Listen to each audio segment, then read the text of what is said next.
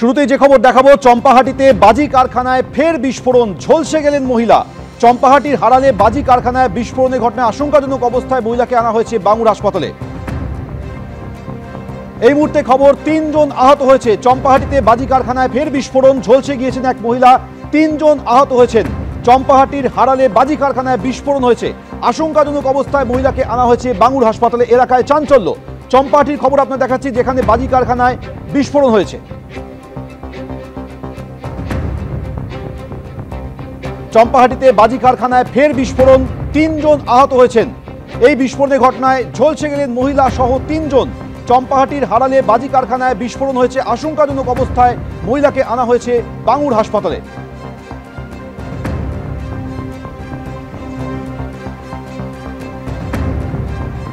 আরো একবার আপনাদের জানাবো, চম্পাহাটিতে বাজি কারখানায় বিস্ফোরণ হয়েছে, ৩ জন আহত হয়েছেন। ঝলসে গিয়েছেন মহিলা সহ ৩ জন। গুরুতর আহত পিন্টু মণ্ডল, শুভঙ্করী সর্দার, ভক্তি সর্দার। আশঙ্কাজনক অবস্থায় আহতদের বাঙুর হাসপাতালে নিয়ে যাওয়া হয়েছে। চম্পাহাটির হারালে যে বাজি কারখানা, সেই বাজি কারখানায় ভয়াবহ বিস্ফোরণ। সেই বিস্ফোরণে ৩ জন গুরুতর জখম হয়েছেন।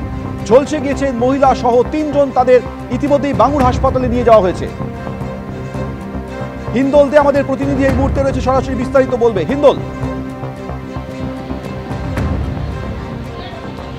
একেবারেই দেখো যে বারুইপুর থানার অন্তর্গত চম্পাহাটির হারালে আবারও বাজি কারখানায় কিন্তু বিস্ফোরণ এবং মজুত রাখা বাজিতে সেই বিস্ফোরণ হয় বেলা 12টা 15 নাগাদ, তেমনটাই কিন্তু স্থানীয় সূত্রে এবং বারুইপুর থানার পুলিশ সূত্রে খবর পাওয়া যাচ্ছে।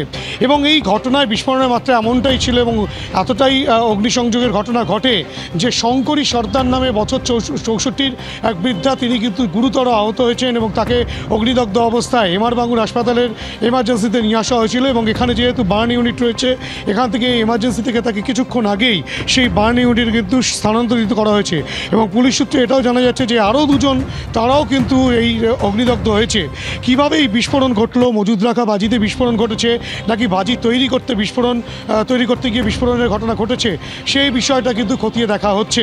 যদিও হাসপাতাল সূত্রে, এমআর বাঙুর হাসপাতাল সূত্রে যেটা এখনও পর্যন্ত আমরা খবর পাচ্ছি যে মহিলা শঙ্করী সর্দার, যার 64 বছর বয়স, তার কিন্তু 100% দেহের অগ্নিদগ্ধ হয়েছে।